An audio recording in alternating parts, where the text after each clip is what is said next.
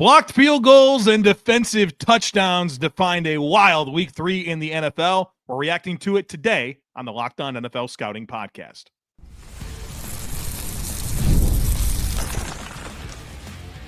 You are Locked On NFL Scouting with the Draft Dudes, your daily podcast for NFL and college football scouting. Part of the Locked On Podcast Network, your team every day. What's better than this? It's guys being dudes here on the Locked On NFL Scouting Podcast. We're the Draft Dudes. I'm Joe Marino from Locked On Bills. He's Kyle Crabbs from Locked On Dolphins. And we are your NFL experts here with you daily to talk team building across the league on the Locked On NFL Scouting Podcast with the Draft Dudes, part of the Locked On Podcast Network, your team every day. Want to issue a big thank you, shout out, and welcome to our everydayers. Those of you who never miss a single episode, we appreciate y'all being here very, very much. This episode is brought to you by Mazda. Like our players, we sweat every detail because when you make every move count, pulling off the unexpected is only the beginning. Stay tuned later for highlights in this week's Moving the Game Forward. Mazda, move and be moved. If you were looking for a third item for the cold open, you could have mentioned Russell Wilson red zone throwaways. Oh, brother. Can't go to war with Russell Wilson. Let me just tell you that. Already threw 2 picks. I got to keep the pick numbers down. Never thrown more than 11 in the season before. Can't get it. Have it get away from me now. You know he can't stop thinking about it. Like that's legitimately living in his head. It's in every way that he executes, whether it's like running out of bounds to not have an incompletion to affect his passer rating or the decisions he makes with the football. My guy Russell Wilson cares about the stats. He'll throw that 5% ball up just before halftime for the first pick, but he won't throw it in the end zone in the field of play 3 times, down 13 in the final 4 minutes against Kansas City. But we'll talk a little bit more about that game, I guess, unless we just want to call it a day there with the Giants and the Chiefs on Sunday Night Football. But man, we had a lot of great games yesterday. It was hard. It was hard to keep track of all of the block kicks. Because there's like usually one every few weeks.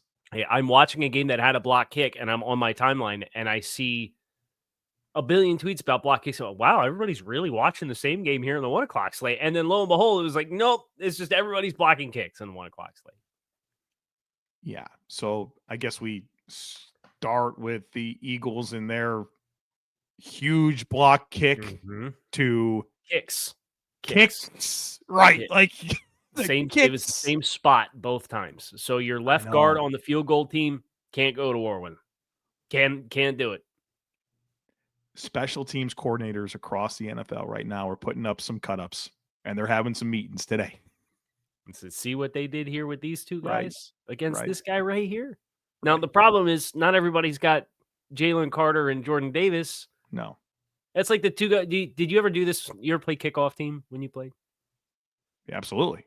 Yeah. It's you and your buddy next to you. Like, you ever go rogue and be like, hey, let's just like, this guy looks like a good guy to kind of set the tone on. Why don't you and me just go after this guy running down the field? Do you know what just occurred to me, Kyle? I was on the kickoff team because I was kicking the ball. I never got to do that. Oh, yeah.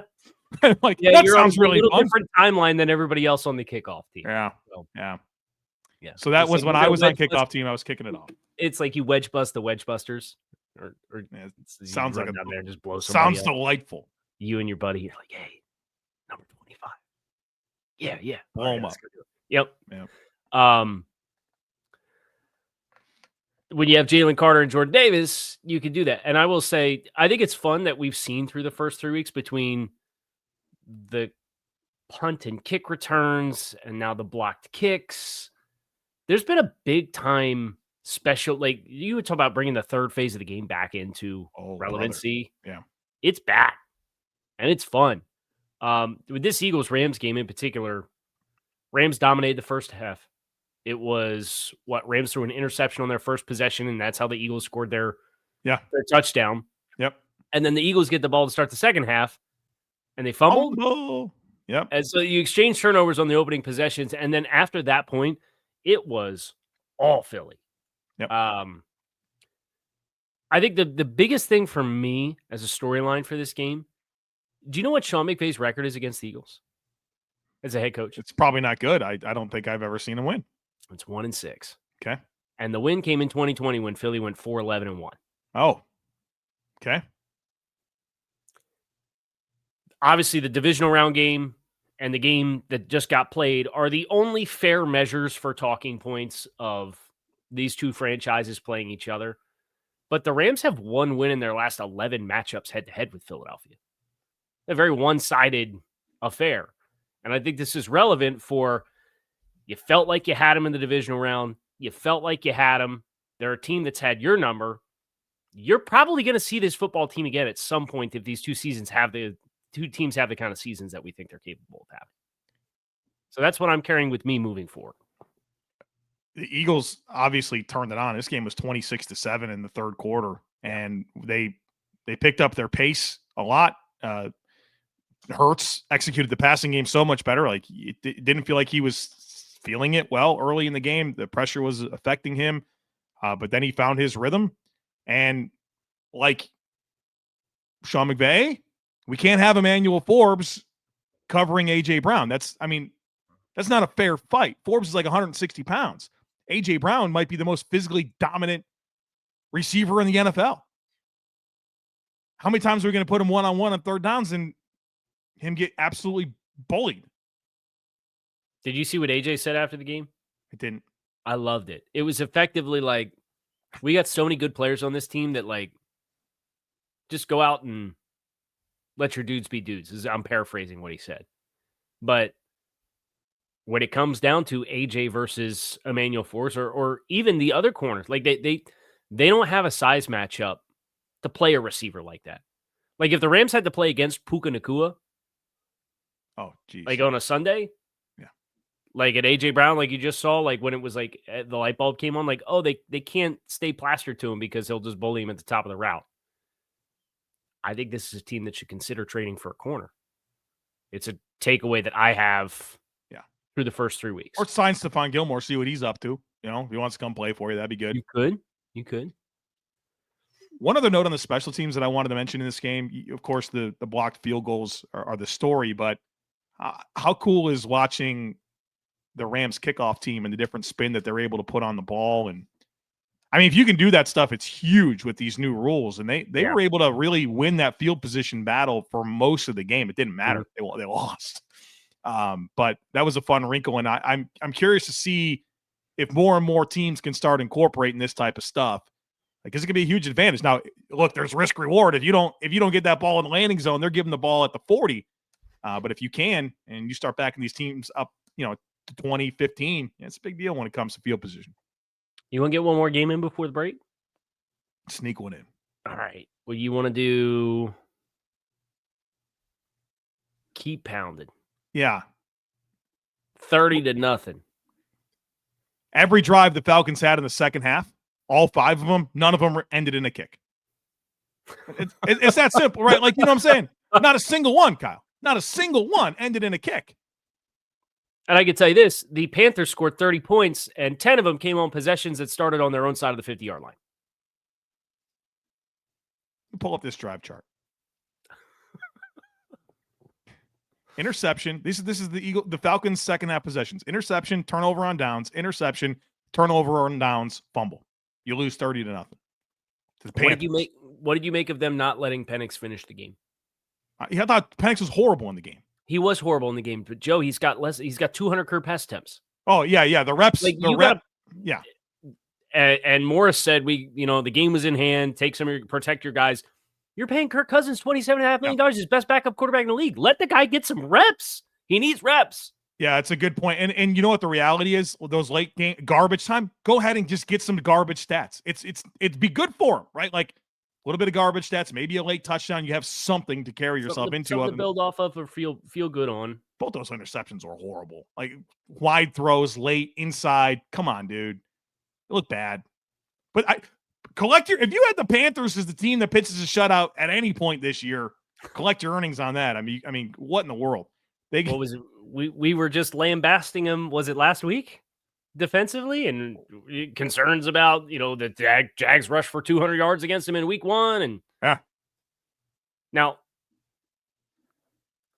Falcons had the chance to move the ball some. Panthers did not move the ball offensively at all, really. I mean, 220 yards offense? Right. Has there ever been a weirder correlation between points and yards? I'm sure there has, but this is an outlier game for sure. I'm sure the second or the first half of the Minnesota game probably had something to say about that. Jeez. Yeah. All right. Get into that next. Panthers and Falcons both 1-2. We got a lot more to do, including the Browns' big upset. We'll get to that here next. Folks, be sure to stick with us. This episode is brought to you by Prize Picks, the daily fantasy app where making the right call can actually pay off. You and I make decisions every day, but on Prize Picks, being correct means cashing in. With football back, Prize Picks is the simplest and fastest way to get in on the action. All you do is pick more or less on 2 to 6 player projections, and you can turn your takes into real prizes, all in less than 60 seconds. I've been playing Prize Picks lately, and it's such a fun way to stay locked in for the season. And I love to check out the projections like Josh Allen for more or less than 270 passing yards or Saquon Barkley for more or less than 1 rushing touchdown. Download the Prize Picks app today and use code LOCKEDONNFL to get $50 in lineups after you play your first $5 lineup. That's code LOCKEDONNFL for $50 in lineups after you play your first $5. Prize Picks, it's good to be right. Browns? Can I issue a formal statement? For sure, sir. To the Browns fan who took exception to our truths and lies from week 1 about the Browns and how their defense played against the Bengals. You tweeted at us when we dropped the show. You're really disappointed in the content and the programming. And my response was, well, it wasn't that they didn't play well in week 1. It's that we didn't think it was sustainable across 17 game sample size. My apologies. Spike the ball, sir. Because the Browns ate the Packers offensive line alive in week 3. And now you've got Derrick Henry in week 2, rush for 20 yards. I should know. He's on my fantasy team. Rush for like 20 yards. I got smoked in week 2 because Derrick Henry had two points.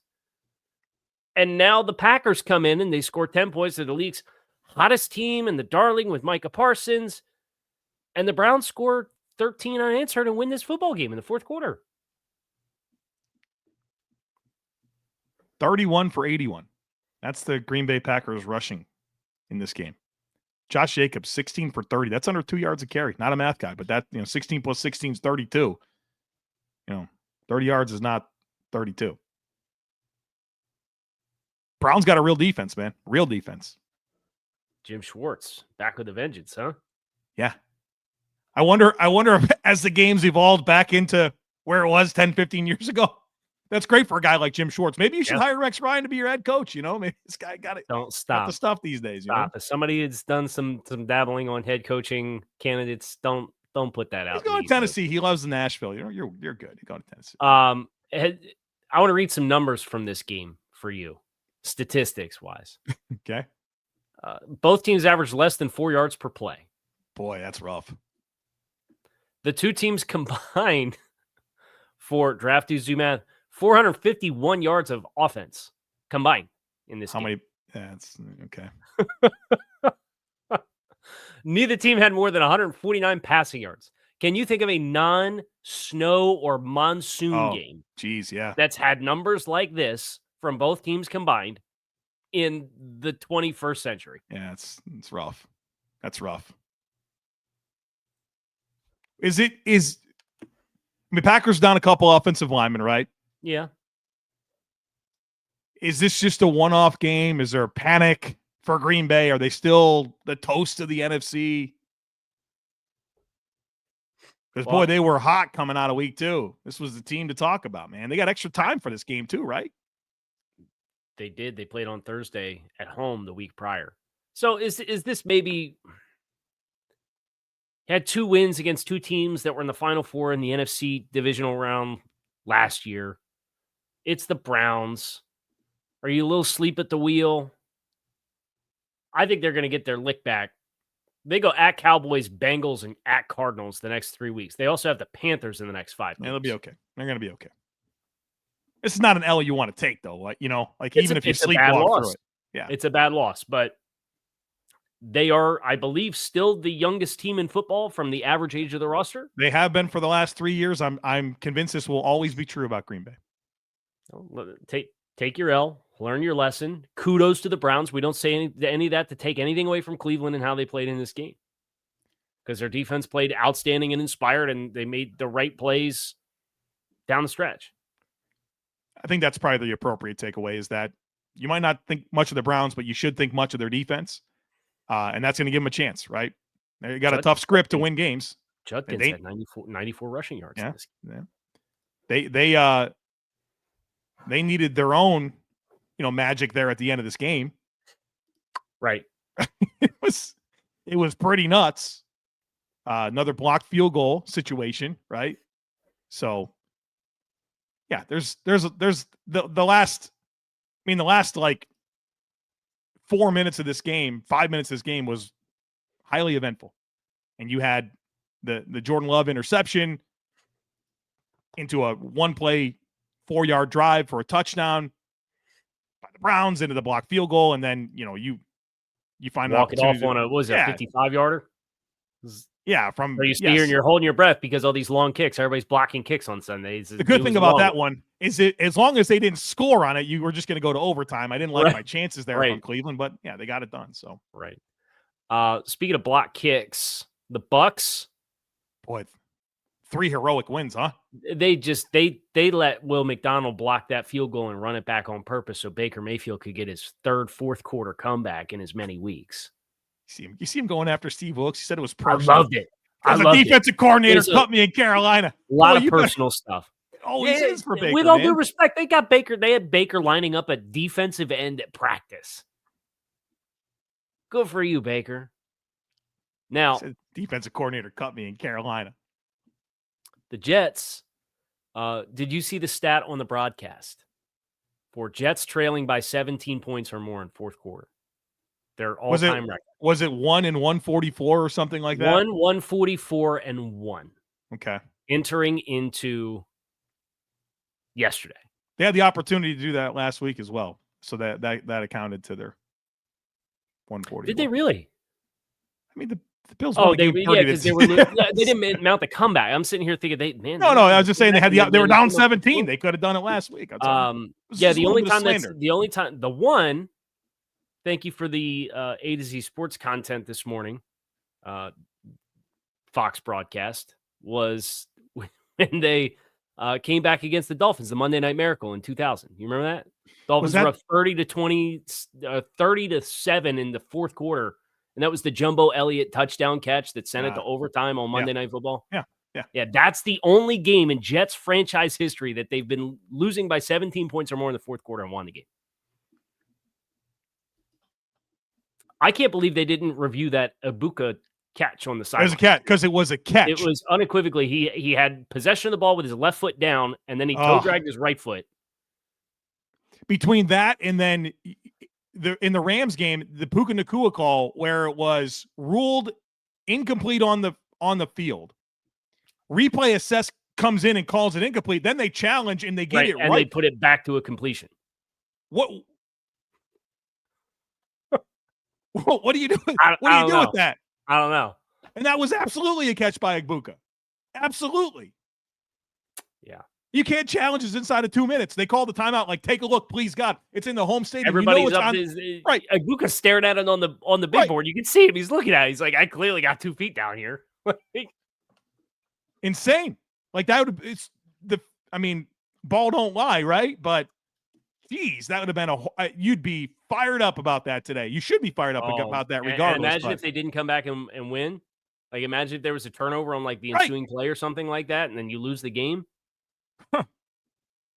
That's almost as bad as the substitution touchdown that Oklahoma had on Auburn. Did you see that? Not a chance I saw that. No. They ran some personnel on off the field, and one of the wide receivers jogged off like he was going to go off onto the sideline, and he stopped and stood along the sideline, and they snapped the ball, but then he took off and ran down the field, and they scored a touchdown on it. And it's supposed to be a personal foul penalty for manipulating the substitution rules, and the officiating crew didn't call it and allowed it to stand as a touchdown. And then the conference had to come out and issue a statement after the game where yeah, this should have been a 15-yard penalty and not a touchdown.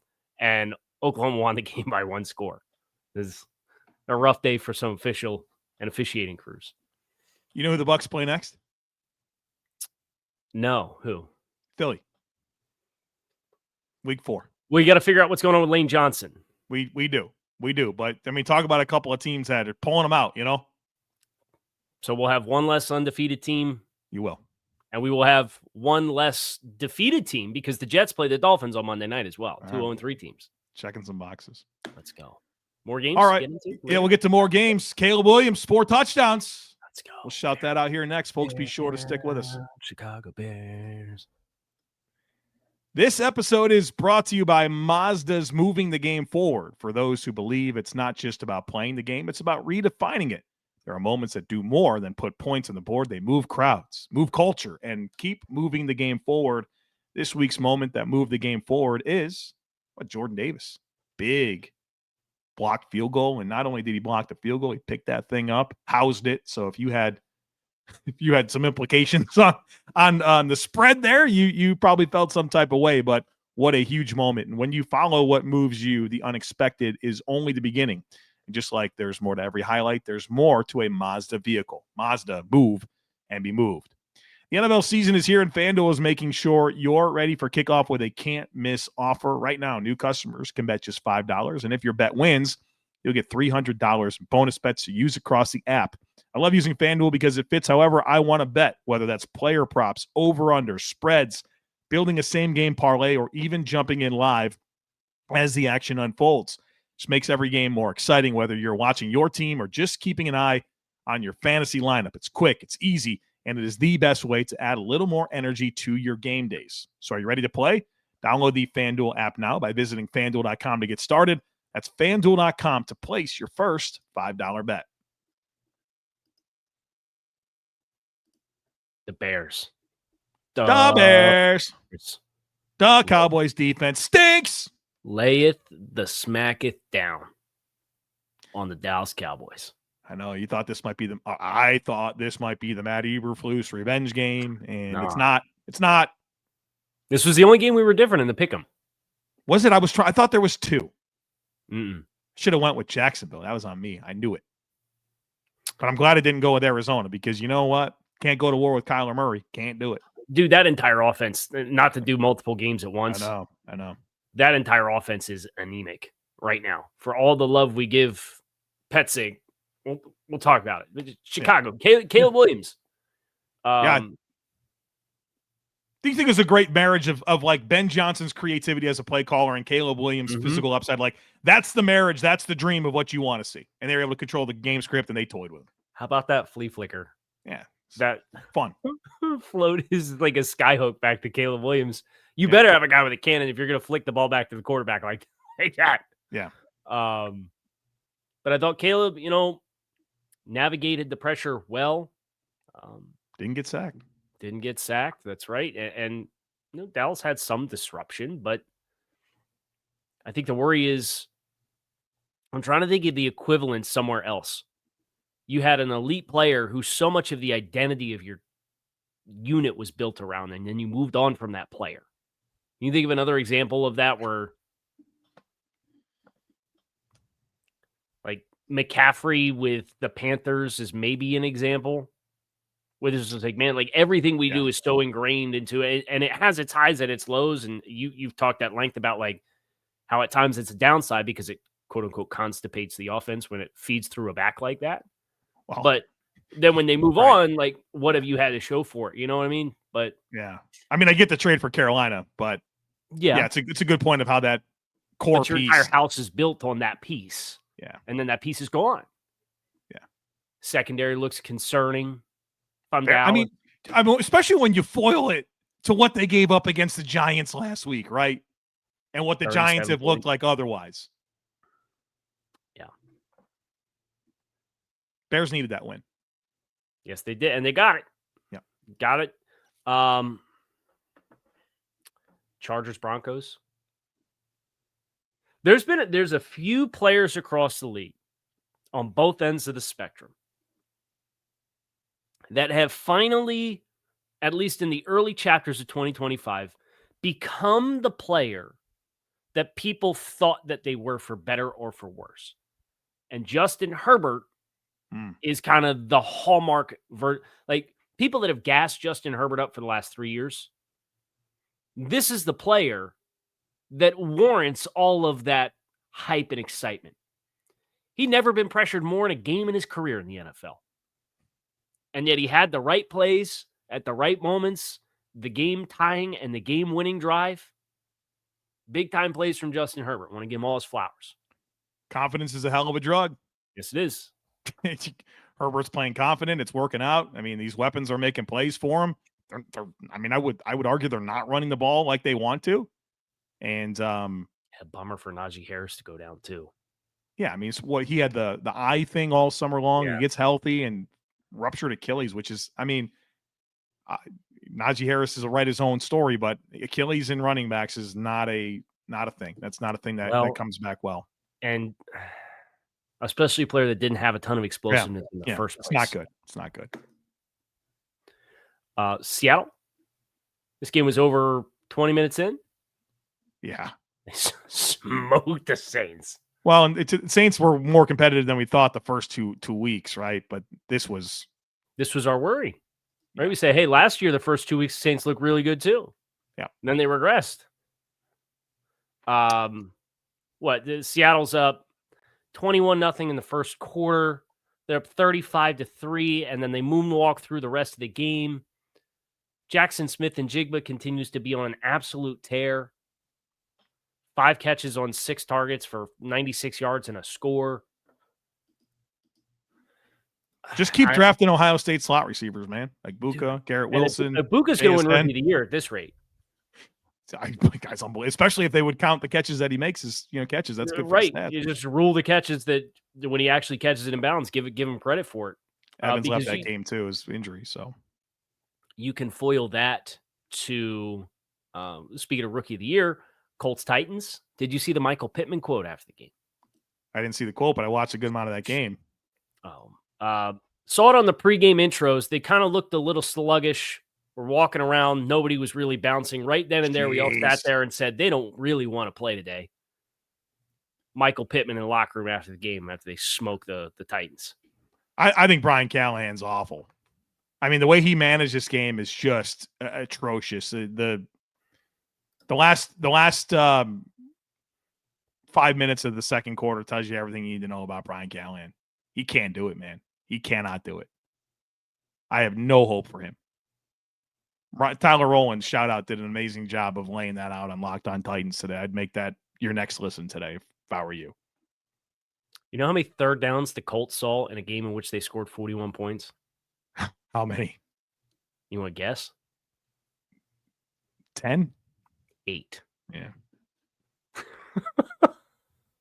And then went 2 for 2 on fourth downs as well. Jeez. So they punted once. Keep it in the AFC South. Texans, Jags, the 0-3 Texans, lifeless offense. It's the concern, right? And give some flowers to Jags defensive coordinator Anthony Campanile because they've